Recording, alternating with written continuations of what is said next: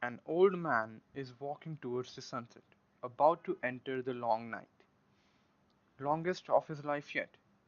Suddenly, he observes a bench under a flickering street lamp. He goes over and sits on the bench while remembering his youthful days. His breath is as irregular as the lamp. All of a sudden, the light goes off. After a minute, when it comes back on, the man's breath does not. If you had been listening to that little fictional passage, then you must have formed an imagination in your mind. It is, of course, correct to assume that fiction and imagination go hand in hand. But what about reading? Reading, as in when you read a fictional story, its narrative contains a detailed look of not only the characters but the whole environment. Does imagination or reading fiction in general have any kind of impact on us?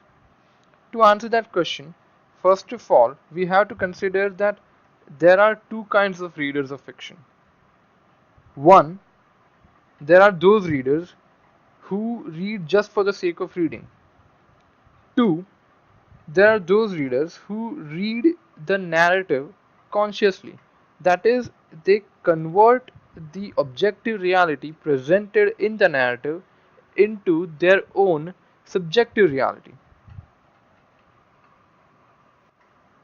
In case of conscious readers who use their optimum imagination, philosophers like Aristotle believed that reading fiction can make you not only more virtuous but pro-social as well.